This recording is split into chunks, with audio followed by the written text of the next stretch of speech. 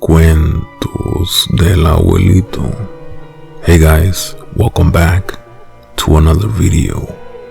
On this occasion, I'll be narrating a scary birthday story.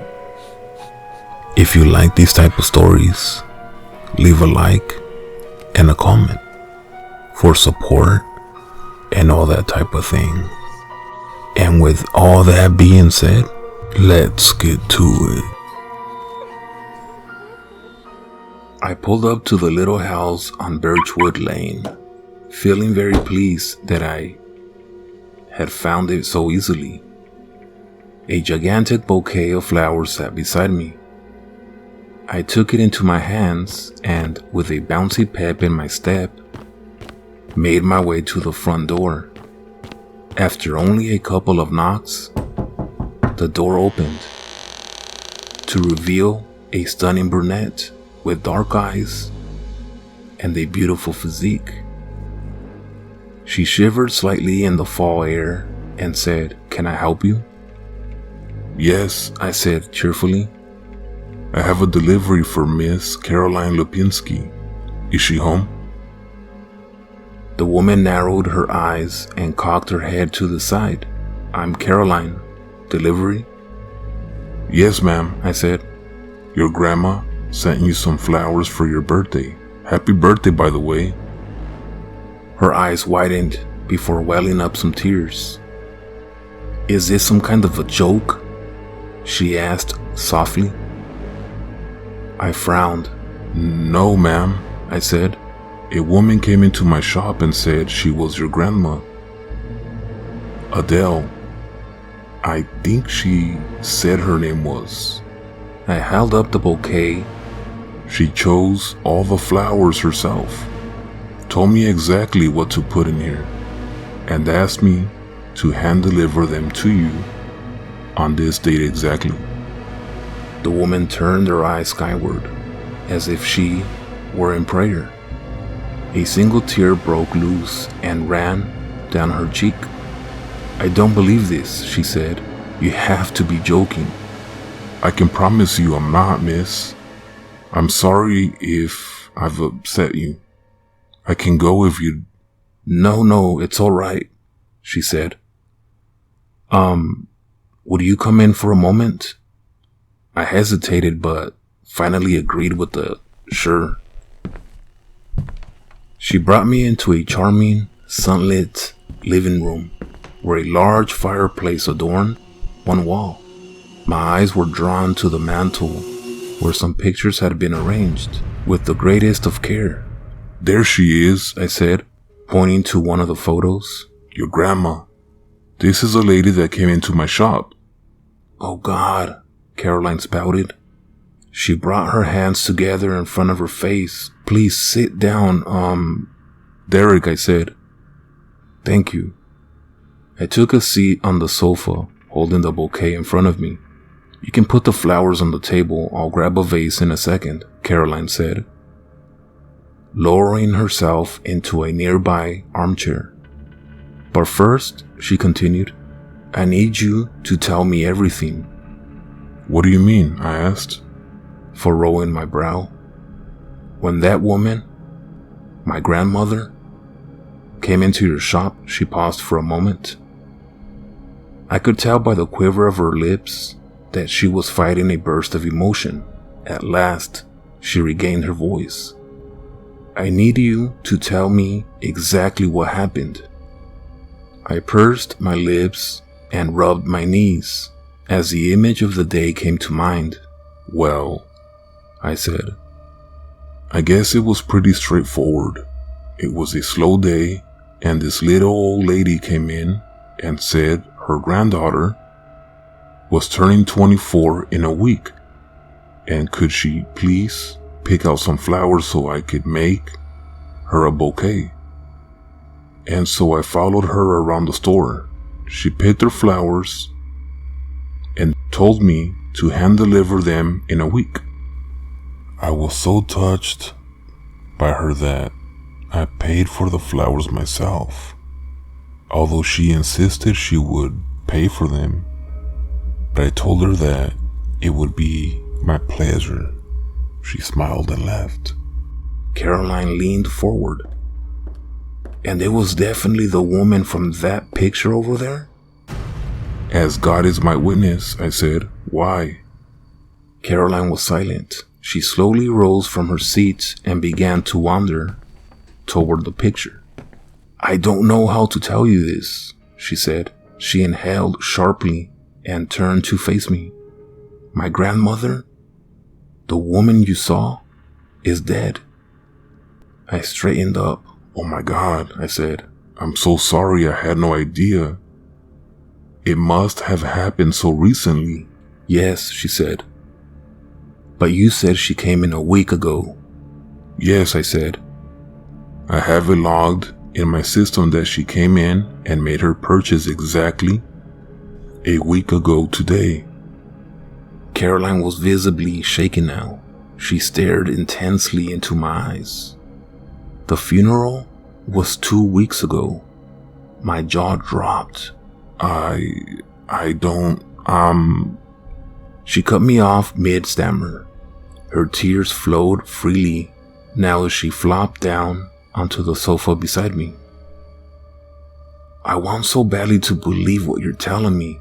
She buried her face in her hands and sobbed. Carefully, I inched closer and placed my arm around her. I gently rubbed her back as she continued to cry. Shh. It's okay. You're okay. When at last her sobs began to lessen, I spoke again. You know, I think this might have happened for a reason. She looked up at me, her eyes wide with confusion, and her eyebrows knitting a darling little wrinkle in her forehead. What do you mean? Well, I continued. What if, just what if your grandma didn't want you to be alone on your birthday? Alone? She repeated. Yeah, what if she wanted to send you some company? Maybe not just any company. Maybe the company of a nice, young, and good-looking man about your age. She tilted her head to the side, keeping her eyes locked on mine. You know, I continued, both of us being single. Are you single? Yes, she said. She had completely stopped crying by now, and I could see that deep inside the gears were turning. She always did want me to be happy, she said. I reached over and brushed a strand of hair out of her face with the lightest touch. Do you think I could make you happy, Caroline? She answered by pressing her lips to mine in a violent show of sudden passion. From the living room, up the stairs, through the hallway, and into the bedroom, our kiss only broke to allow for gasps of air.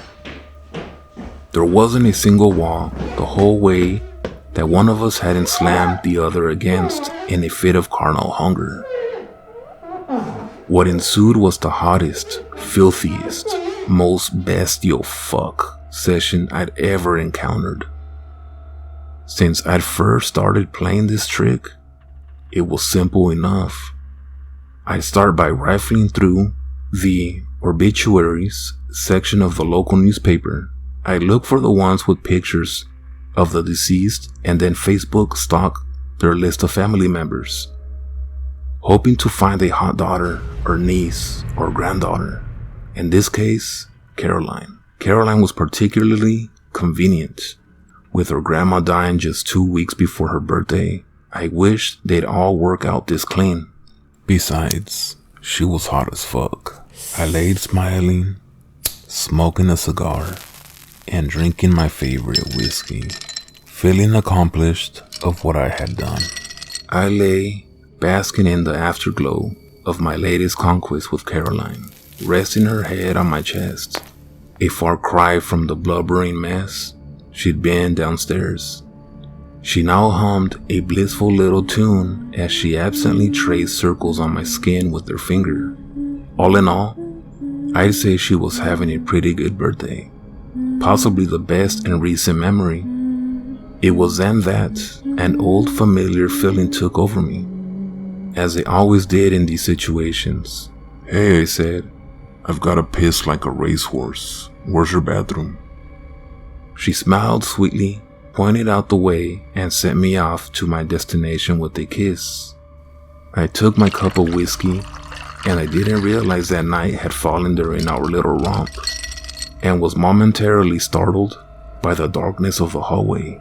I stepped carefully through the shadows, feeling around for a light switch. All the while, the floorboards creaked and groaned beneath me. In spite of myself, between the darkness and the creaking, a tingle of anxiety started working its way up my spine. "You're being an idiot," I scolded myself. "There's nothing to be scared of." To reach the bathroom, I had to pass the stairs that led back down to the first floor. I neared them. I heard a sound. Someone was moving around down below. I stopped dead in my tracks. All the horrifying possibilities ran through my mind. Ghost, intruder, etc. A full minute must have passed before I realized I was being silly. Caroline probably has roommates, I thought, or other family that lives here. Most people do. Encouraged by my thoughts, I straightened up and strolled past the top of the stairs. It was out of pure curiosity that I looked down as I went. I stopped again. My heart leaped up into my throat. Standing at the bottom of the stairs was a figure, aged and bent. I'd seen that face before. It was the same woman from the picture on the mantle, Caroline's grandmother. The same one who had been dead for weeks. Waves of malicious intent radiated from where she stood. For what felt like an eternity, we simply stood there staring each other down. Then, with emotion that was surprisingly firm for such a feeble frame, she started walking up the stairs. I ran. I could see the bathroom at the end of the hall. My salvation, frantically, I reached inside for the light switch, but couldn't find the damn thing. I could hear the woman's arrhythmic steps getting nearer and nearer. There was no time. I threw myself into the darkness that filled the tiny room and slammed the fucking door shut. The darkness that surrounded me was heavy. I couldn't make out my hand an inch in front of my face. I felt up and down the nearby walls for any sign of a light switch. The sound of my heavy beating and beating heart pounding in my ears all the while. At last, I fingered that familiar plastic button and pushed it eagerly. And there she was. She stood directly in front of me. Her scowling face just inches from mine. I screamed louder than I've ever screamed in my entire life. Her hair was thin and hung messily about her shoulders. Her eyes, hateful black holes, burned fiercely out of a pallid and stretched face. A pair of thin lips twisted themselves into an expression of pure destructive anger. My eyes remained locked on the old woman's face. As I fumbled with the door handle, at last I felt it open, and only then would I allow myself to turn my back on her. I threw the door open and was met unexpectedly by a concerned-looking Caroline. I yelped in surprise, causing her to do the same. "What's the matter?" she asked. "I heard you screaming. Did you hurt yourself?" I didn't answer, but I only stood there, panting for a moment. I turned hesitantly to scan the rest of the room. It was empty. No sign of the old woman anywhere. I pushed past Caroline and made a beeline for the bedroom. I moved so quickly that I had already put half of my clothes back on by the time she appeared in the doorway. "Are you leaving?" she asked, concerned. "Oh, fuck yes," I said, and continued to dress. "Seriously?" she demanded. I could hear the emotion rising in her voice, but I didn't give anything even close to a fuck. I was getting out of there and fast.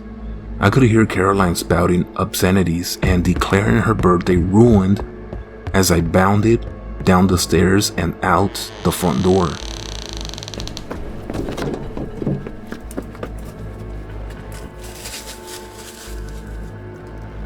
Only when I was sitting behind the wheel of my car did I finally feel safe. I stayed there for a moment, rubbing my temples, trying to make sense of what exactly just happened. Was I drunk? Was this some kind of payback from everything I've done? Was this karma? In the middle of my thoughts, I turned my head to look at the house one more time. My blood ran cold. There in the front window, staring me down, was the same old pale face, her eyes hateful black holes, with the same old burning eyes.